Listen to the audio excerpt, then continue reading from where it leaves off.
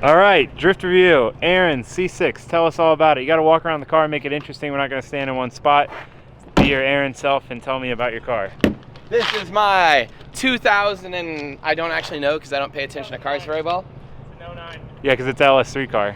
That's important to know. No, I don't think it's an LS3 car. I think it's just LS3 heads. It had LS2 valve cover, like plastic things. LS2 Anyways, car. It's a Corvette, I know, and it's black. Okay. It's fast. This is a black car. Yes. Does anyone remember that? 480, well, it's kind of dirty, but it's black underneath that. It makes 487 wheel on our dyno, so we don't know if that's accurate. Could be whatever. It's pretty fast though. So I think it's just under 500 wheel. Runs pump gas. It has a bunch of mods on it, like got a cam. Got a cam? A cam? It's got LS... cams. Cams. No, it's got one cam. I know. It's got LS3 heads.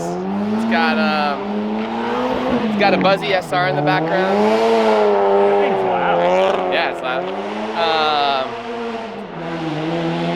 It's got sweet knockoff wheels so they look like CR Kais. Okay, here, I'll be serious about this. Now walk around. Show me the interior. No, let me show you something up here real quick. Okay. Yeah, Vet Nuts Knuckles. This is the only important thing on the car to make it work. It's Vet Nuts Knuckles, which is a modified knuckle where all they do is chop off a little bit. Instead of re-welding or doing anything else, they mill a hole in there with like CNC machine and make it all nice. With the correct taper and all that. Yep, it's basically a hole drilled in the knuckle with a new outer tie rod, which is a Heim, with a new sleeve there, like a turnbuckle thingy, yeah. with a stock inner. And that is the only thing you really need for this car to be a drift car. And a handbrake. And a handbrake. And I just changed the stock seat and the steering wheel because those were awful garbage. Yes, and I put important. BC Racing coilovers on it. All those things are all you need. You don't need the cam. I'm pretty convinced that it would be pretty good with the stock suspension still. Not to say you shouldn't buy BC coilovers. My stock suspension was worn out, so I don't really know what good stock suspension is like on one of these. Yeah. You did a semi-nice job on the handbrake install. When I say he, I mean somebody else that he had to do it. Yeah, I'm not big on working on my own cars. I wouldn't if I didn't have to. I checked the oil today.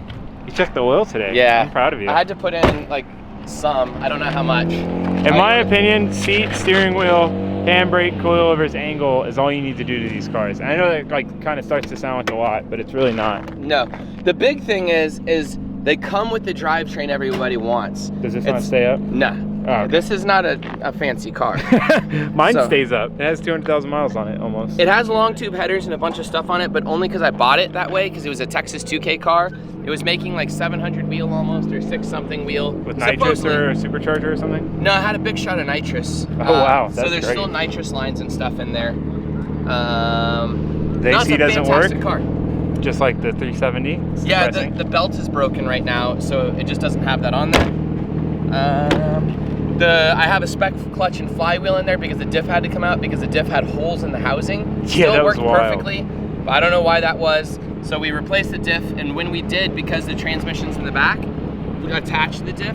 We just changed the clutch and flywheel because I have a hookup with them, so might as well. What else? That's really it. Really, so this is the coolest new trend though in drift cars. Yeah, absolutely. I've had over 50 to 70 drift cars at minimum. I might have had way more. And this thing by far takes the cake for simplicity, ease of use, pull it out of the trailer and use it. I thought the Mustang was the best car for that because like I beat the crap out of that thing.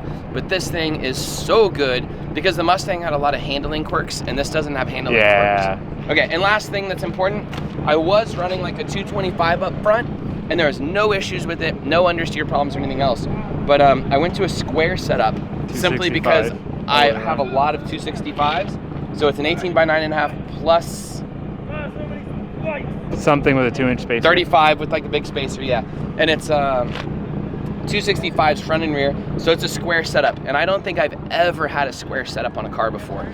And it's really interesting. I like it. I've had it on my Z. Yeah, but I was gonna say, it might have actually driven better with the 225s because with a little bit less front bite, it would like wash the front a little better at angle. Yeah, it would wash instead of wanting to spin at times, right? Which is a confusing concept for people.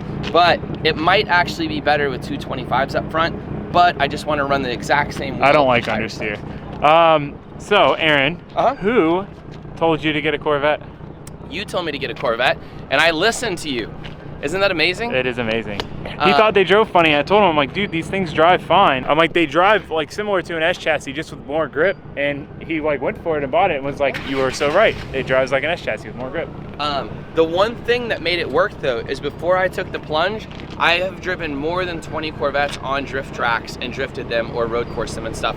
And I knew that I didn't like them, how they had factory angle. Yeah, factory angle on Vettes is terrible. People like, when I don't want to drift my Vette because it's got stock angle right now, people complain. They're like, oh my God, stock angle, don't be a baby. It's horrible on Vettes. They have like 25 degrees of steering angle stock or something ridiculous. So I got in it at the exact right time, which is also why everyone else is buying Corvettes right now, is because you were early, but I don't think you had the full sauce. You still haven't driven one with the correct knuckle kit. No, I drove the Chandlers. Oh, okay, yeah, but it was only like this weekend he's driven that. Yeah. So I was gonna say, you're gonna be, you are probably blown away by how good they are. It's way better than what I had. Yeah, so I was gonna say, the angle kit is the biggest thing. A year ago, these weren't viable platforms because people didn't have angle kits for them, and you don't want to make the kits yourself. No, it just costs so much money. Just now in the last 6 months, the coolest drift car on earth. That's absolutely So why don't you go drive it? Okay, you're good. Don't walk towards me. That's too close. Back up. Can you hear me? Yes, absolutely. Okay, I just wanted to say one more thing. This isn't necessarily for everyone. I've been pushing Vettes and Mustangs and all that stuff for a lot of people. The reason why I need something specific like this, as someone that runs a drift series, which is Lone Star Drift, I need the ability to drive with zero work put into my cars at the events. I even have to have a friend, Mark Williams, comes and changes the tires for me and stuff, because I don't even have time to change tires. I don't have time to put gas in it. I don't have time to, check the oil constantly. I need a car that is so simple. It has to be so simple and so reliable. But I was also going to say it has to be dummy proof. Right. Because I'm an idiot with cars. And that's why the Mustang was amazing in this. The Mustang probably went to freaking 50 days of drifting before I really had an issue with it, and it was only because I didn't check the oil and I rod knocked it. And this thing, we have literally been doing nothing to it. Even when it had holes in the diff, you had to tell me it had holes in the diff for me to know, and it had to physically leak fluid out for us to see it. The thing didn't stop. It didn't do anything bad. Metal shavings were coming out of the back of the car, and it was still great. Okay, so I just wanted to explain to everybody. Yeah, no, that's why I love them. That's why I love my Z. Yeah. That's why I love my Vette, because they're simple.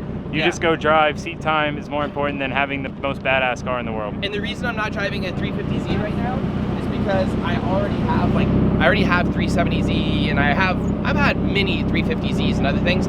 I wanted a car specifically when we go to Harris Hill or other places. Yeah, these cars are much faster. That can chase down the fastest Pro-Am cars. Because the last couple of years I've been driving a Mustang, and it's good and it's grippy and stuff, but at the really fast stuff, when I'm chasing down 600 horsepower cars, it's not fast enough. This thing is fast enough to chase down 600 horsepower cars. That's rad. Well, we're gonna go find out. Go have fun. This thing reminds me of the Mustang. The seat's so far back. You guys already know the steering wheel's too far away, but it's only because the seat's so far back. All right, going out on a track I've never driven in a car I've never driven. You gotta love it.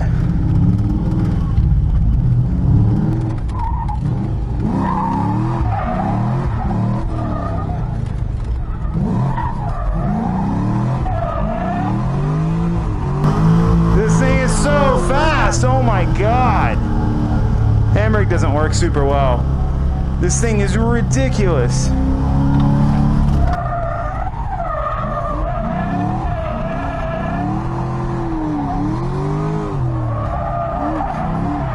Oh my God, this is so good.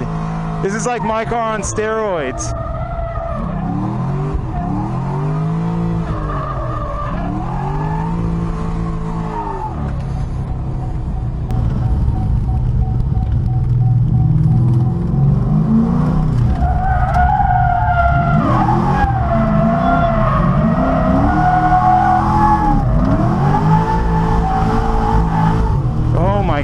This thing is amazing. I'm getting a C6.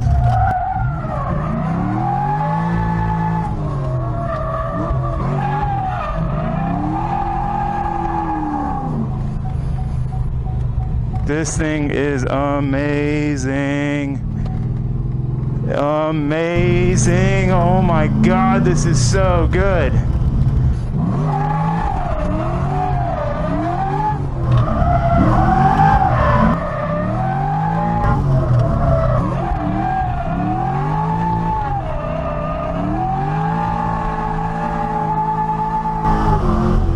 It's so fast, it just hooks up.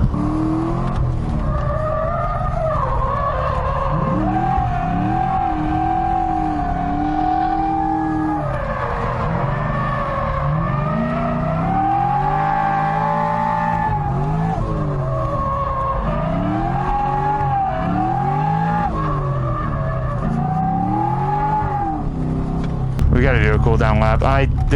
Oh my God, this thing is ridiculous. Ridiculous.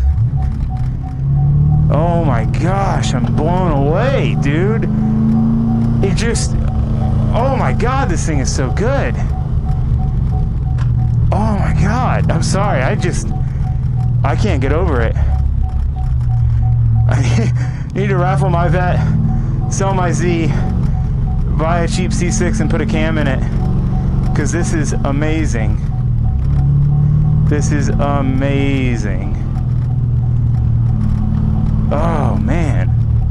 So it has a ton of forward bite. It has a solid bit of side bite, so it scrubs speed into corners and it hooks up really well. Like as you come out of the corner, it's accelerating so hard, but generally fast, grippy cars are hard to drive. They're very snappy and twitchy. They're not fluid like in the motions, because they just want to grip up and straighten out. So you're kind of like constantly fighting the car, whereas this thing is still smooth like an S chassis, but it's got so much grip that it feels like a pro level car. It's insane. We're just letting it cool down. These things, the fans don't come on till pretty late, so you got to kind of cool them down. I mean, he probably has his fans tuned, but one just romping through a kart track. Oh, this thing's fast, dude. That's like the big thing, is it's got so much power. But it's like controllable power. It planted. It doesn't just bake the tires off.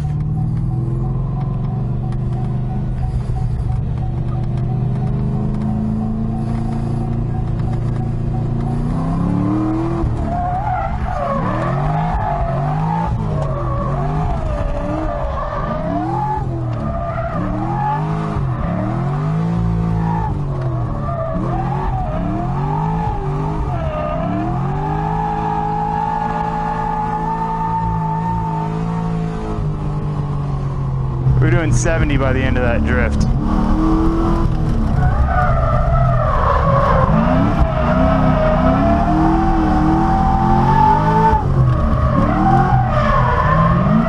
I'm just being a little cautious with the handbrake, trying not to go off at all.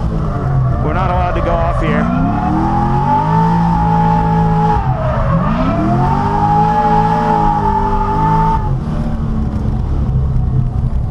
All right, we got to cool it down now.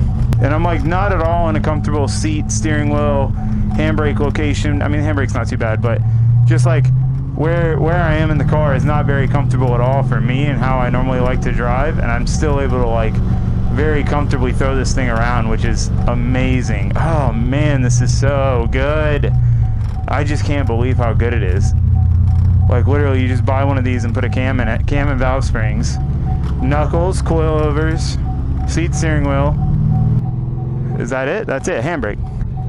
I mean, and again, that sounds like a lot, but you think about like, you buy a 240, you got a motor swap it, put a bigger turbo on it, injectors, all suspension arms in the rear, expensive angle kit in the front, not like a cheap angle kit. It's only, sub $1,000. Like, it just gets expensive. 240 is a bad example because angle kits are relatively cheap on those.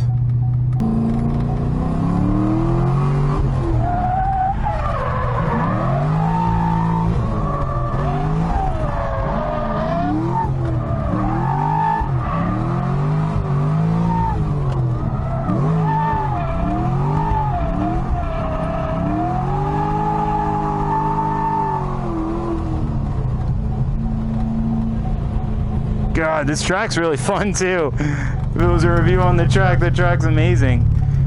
This thing just gets warm. He definitely is probably gonna have to put like a aftermarket radiator in it. I think he said he has one on the way. There's just not I mean, there should be options for this car. He's probably waiting for like a Mishimoto one or something.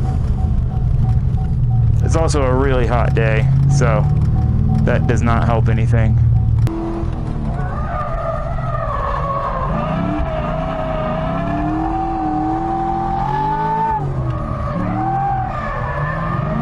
I'm just being a little cautious with the handbrake, trying not to go off at all. We're not allowed to go off here.